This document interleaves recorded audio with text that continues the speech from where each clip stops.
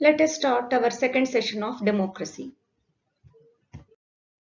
Here is a very brief warm-up exercise.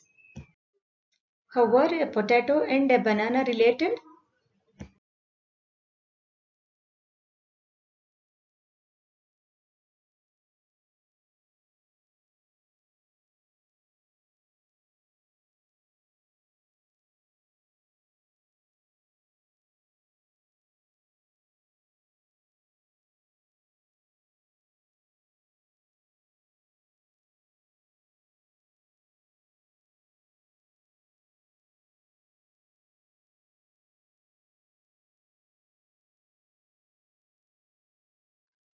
You know what a palindrome is.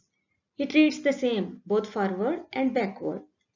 Here if you remove the first letter and keep it at the end, it becomes a palindrome. It holds good for all the words. Can you think of some more words like this? Before we move further, a quick recap of the previous session. We understood that a definition of democracy is required to differentiate a democratic government from a non-democratic one. And in simple terms, we define democracy as a form of government in which the rulers are elected by the people. We then focused on the bare minimum features of democracy. What are they? Major decisions by elected leaders, free and fair electoral competition, one person, one vote, one value, and the last one, rule of law and respect for rights. And as a class task, you understood the given article. And as an evening task, you went through the case studies about Pakistan, China, and Mexico. So, I assume that we are ready to dig deeper to understand what true democracy is.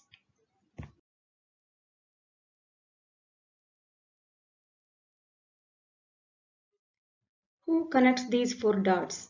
Mr. Revant, one of our alumni who wrote the book Historia when he was in high school. Actually, for our PHP conferences, we borrowed the title from him. He completed 3 years of undergraduation with history as his major from Ashoka University. He is here with us to take part in our teaching and learning program. So, Mr. Revant, the entire screen is yours. Hello, everybody. I am really happy to see you all, and I'm sure you are surprised to see me in this lecture. And if you don't know me, I am Revant. I am an ex-student of Silver Oaks, and I really enjoy the subject of democracy, thinking about society, political issues. So I thought I could take part in this exchange in this classroom, and hope you're all doing well in these really tough times, and please take care of yourself. And yeah, today's class is also about democracy. I'm going to explore some features of democracy, and we really critically think about what democracy is and whether something is democracy or not, right? And I'm going to begin in somewhere that people usually do not think about when they talk about democracy, and that is at the principle of ahimsa. I want to explore democracy and its strength through the notion of Gandhian ahimsa, and I think there, through that, we will really be able to arrive at what a true democracy is. So let me read out a quote from Mahatma Gandhi. A votary of ahimsa cannot subscribe to the utilitarian formula of the greatest good of the greatest number. He should strive for the greatest good of all and die in the attempt to realize the ideal.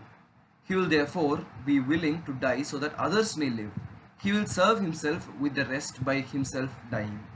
The greatest good of all inevitably includes the good of the greatest number, and therefore he and the utilitarian will converge in many points in their career, but there does come a time when they must part company and work in opposite direction. The utilitarian, to be logical, will never sacrifice himself. So here, let's put the concept of utilitarianism aside. It's a it's a segment of British philosophy which believes that what is moral is in the consequence, and you need to keep the greatest good of the greatest number in mind. But Gandhi clearly disputed this. He believed that true morality, true ahimsa, lay in the greatest good of all. And I think that's how we need to understand democracy. It is all inclusive. It is that system which takes in, which accounts for, which factors in the views of everybody. It is where everybody is represented. That is what a democracy is, right? Now, let's critically analyze what we've understood about democracy so far. As you must all be aware, one term that we use for a democratic state is the republic. But what are the different states that are calling themselves republics? Let's look at that first. Almost every nation, right? Most countries in the world call themselves republics. You know, India is called republic definitely, but so is our neighbor Pakistan. It's called the Islamic Republic of Pakistan, right? So is Bangladesh. China. China is called the People's Republic of China. And Russia is called a republic. South Korea and North Korea, both of them are called republics. So really, are these all democratic countries? And if not, why are they calling themselves republics? One aspect of this is understandable, that democracy, because of the romanticism, because of the fascination that people have for democracies, countries tend to call themselves republics. But are they really republics? Right? And one obvious feature where they fail in being republics is here. What is that? It is the conducting of elections, right? That is for us the most important. That's usually considered the most important feature of democracies. That's how we judge something as democratic or not, if they are holding elections, right? Now we know obvious examples where they do not hold elections. Now let's look at Pakistan. Now Pakistan was called the Islamic Republic of Pakistan from the beginning, right? But when did it get independence? It received independence in the year 1947 along with India. We are twins. India and Pakistan are twins. But when did we get our first election? We had our first election in 1951. Between 1951 and 52, we had our first election. And when did Pakistan have its first election? It had it 20 years later. Pakistan had its election in 1971. And you know, we had our fifth election at that time. So that's such a huge lag in terms of elections. But still, Pakistan did not stop calling itself a republic. But clearly, it was not a republic. It's not a democratically elected government. It's not a democratic state, right? But is it enough? Is it sufficient for a state to have elections for it to be called a republic? I think not. I think there needs to be more. And one of the most important features again is a fair election. And how do we judge a fair election? If there is a reasonable chance for the current government to fall, right? Or if a current candidate to fail, if the government through that mechanism of election can be voted out, then it's called a fair election. Not just that, there's the other important quality a fair election must have is that the people who are participating, it should include everybody. Now that's an important feature again, right? Let's explore this again. For a very long time, if you probably know this, right? America did not have a universal adult franchise system, right? For a long time, blacks were excluded. For a long time, women were excluded. Even Hispanics, that is Spanish people of Latin American origin, they were excluded, right? And what about till 1965 blacks were not allowed to vote. That is very recently. That's very recent, right? And almost every country did not begin with universal adult franchise. One of the only countries, in fact, to begin with universal adult franchise was India. And this is something you might know, but New Zealand was the first country in the world to adopt universal adult franchise, and it was the first country to give women the vote. And till 1970s, Switzerland did not give women the right to vote. But it's not just about giving people of different demographics rights to vote. It is something else as well. Are all the parties being given equal opportunities to participate in elections? That's an important question as well, right? For example, the Communist Party, the Communist Party is outlawed in America. It is impossible. It is illegal for a group of people to found the Communist Party in America. They cannot conduct elections. They cannot hold meetings. They are outlawed. They're illegal. They're abolished. And if you look at something like Russia, the Russian government is largely from one party, the United Russia Party, and that's where all the presidents so far have come from, and that's the one that's always part dominated the parliament, which is called the Duma, right? And why is this happening? This is happening because the government of Russia, all the government of Russia funds its party. Do you see what I'm saying? That the because the government already has control of army, control of the country's coffers, it makes sure that the party wins again. It is almost impossible for another party to win in Russia. That's not fair election according to me, right? And there are other places where there are single party states. There are elections, but there's only one party. Only every candidate that is fielded on ground is filtered by the party, right? And in the parliament, there is almost always only one candidate who can run for election. That was the system that was followed. That continues to be followed in China today, and in Union of Soviet Socialist Republics, right? They're still calling them republics. That was former Russia, USSR. When USSR was around, it was a single party state. Only the Communist Party was allowed, and only the Communist Party controlled the state, controlled the nation of Russia. Not just that, Russia through the Communist Party also controlled several other Eastern European nations. So now we'll go to that in a few minutes. So now here, so when USSR was when the Communist Party is controlling the entire state, the entire competition becomes within the party. It's only about who in the party will be able to climb above the next. So all of Russian struggle is not democratic. It's not electoral. People are not choosing who will become president, who will become who will become the premier, who will control the state, who will become the head of the state or the government. But instead, it's just the competition between the bosses of the party. Now that's what all the politics was about. So initially there was, after Lenin died, there was a struggle between Stalin and Trotsky. After that, there was a Khrushchev and Malenkov. After that, Bulganin. So it was completely a intra-party competition. So that's not democratic either. Now let's look at something more critical. We need to observe even the system of fair election carefully. Now I like to introduce a somewhat complicated subject, and that is whether all the parties have a fair chance. There are always some structural inequalities, some structural discriminations in the electoral system which can prevent people from coming to power, which can make the country itself undemocratic. And believe it or not, a great example for this is the United States of America, right? Now, I will later prescribe a TED talk to you, but this is what I have to say. Now there is this there's a system of nomination, right? Now there are only two major parties in the United States. There are other parties as well. For example, there is a party called the Green Party, but it's irrelevant, almost politically irrelevant in America. But there are only the Democratic Party and the Republican Party. Yes. Now both the Democratic Party and the Republican Party receives nominations of candidates who can participate in the election.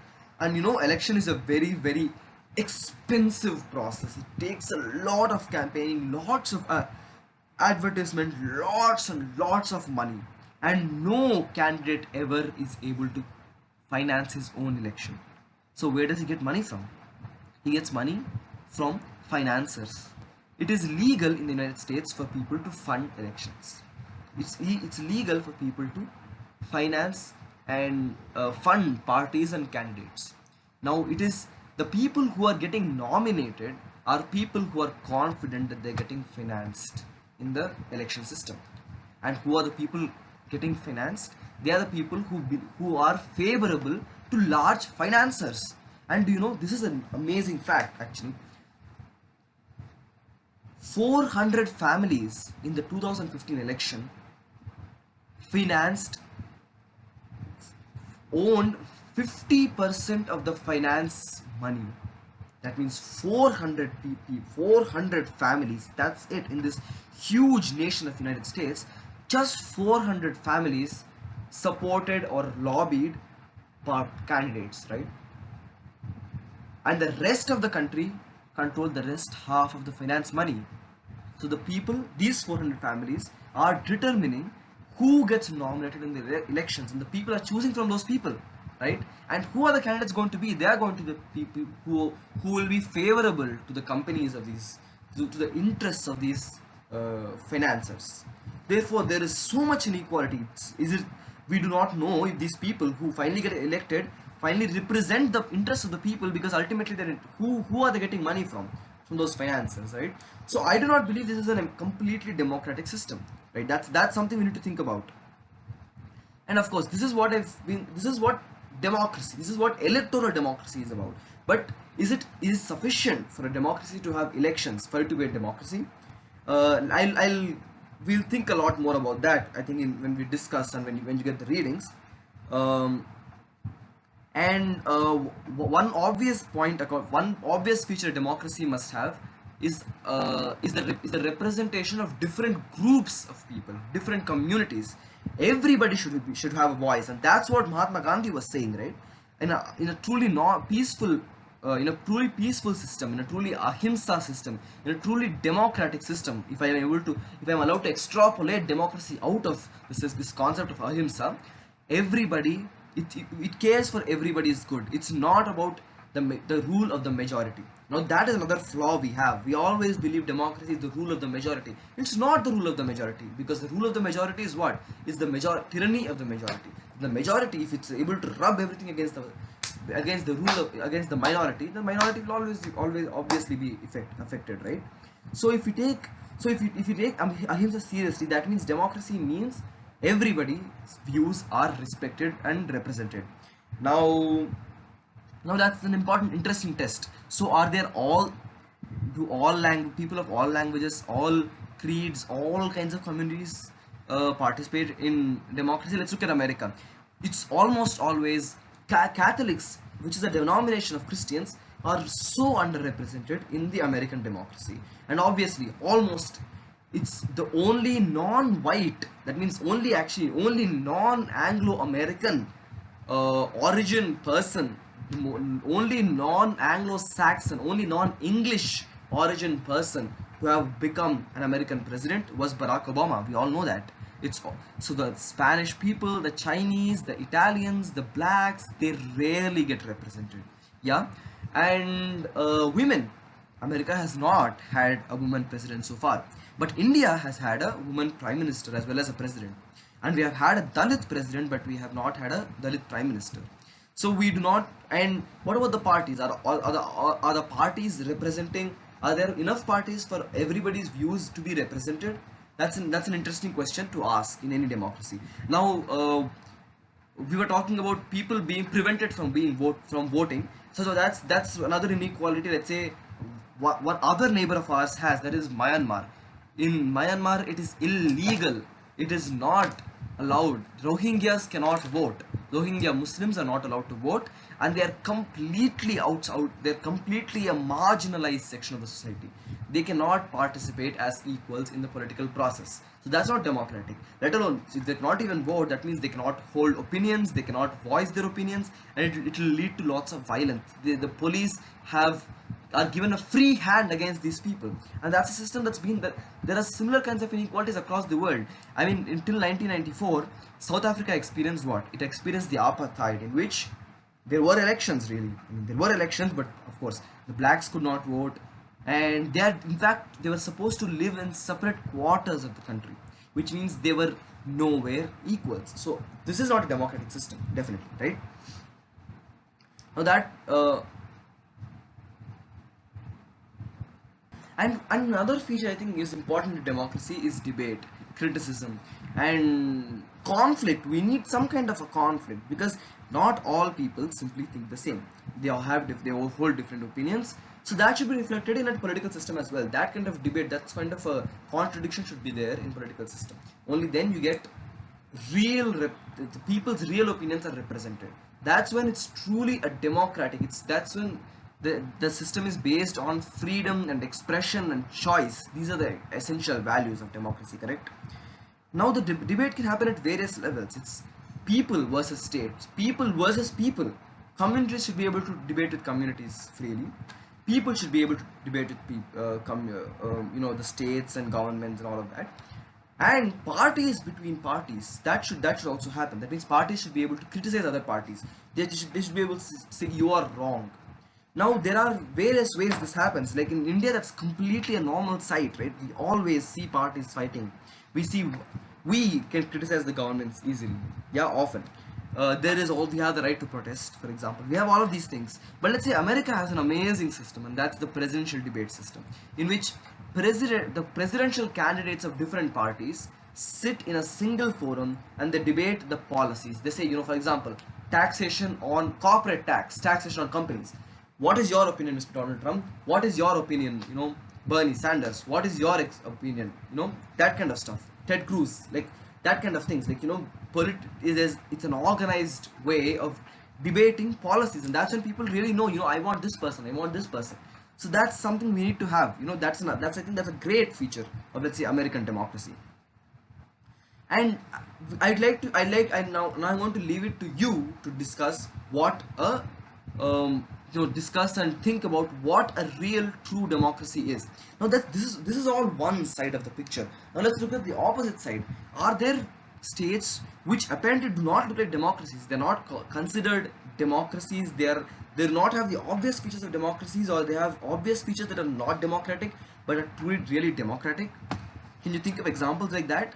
And couple of examples that I can think of are Nordic countries in Northern Europe. Something like Norway, Sweden, or United Kingdom. It's a kingdom, it's a monarchy. The head of the state is a hereditary position. It's Queen Elizabeth, right? Now her family members are going to be the next head of the state. That's like, imagine Ramnath Kovind's son will succeed Ramnath Kovind. This looks very undemocratic to us. But who is taking the major decision? Now that's an important feature, correct? Because we discussed earlier, major decision should always be taken by people who are elected. The major decisions in United Kingdom are not taken by the Queen. She is a titular figure. Who is the real person who's taking the decision? It's the legislative and the other part of the executive, which is the Prime Minister. So the Parliament and the Prime Minister are the major decision makers. So that's, again, I think it's a very, very democratic system. And if you remember correctly, even major decisions have been taken not just by elected people but by people themselves. Can you think of a really burning issue where this happened? One obvious example for that is the Brexit vote. It was a referendum. People chose, whether Britain should stay with the European Union or not. And this is not to say that all monarchies have elections. I mean, most countries in the world have some kind of elections or the other. For example, even Saudi Arabia, in fact, has had, previously it has had local elections. It has had municipal elections. So every government, every state has some kind of corporate body elections, some kind of local elections, some kind of elections. But there are states without elections at all. And I will leave that to you. You will go on to research about that stuff. And I thank you for giving me this opportunity. I was able to speak about some of these subjects. We will return again to discuss, right? We will have a more interactive session after this. And please do not hesitate to bring up more features that a democracy must stand up to. And if you think any of these are wrong, please debate with me, right? And thank you. Thank you, Revant. That was indeed a thought-provoking lecture. Ninth graders, have you seen the passion and conviction in him? So, the class task was designed based on his talk. If required, listen to it one more time attentively. As an evening task, you are going to listen to a TED Talk. Then in the next session, we are going to talk about why democracy. Get ready for one more session of clear and logical arguments from Mr. Revant. Till then, take care. Bye.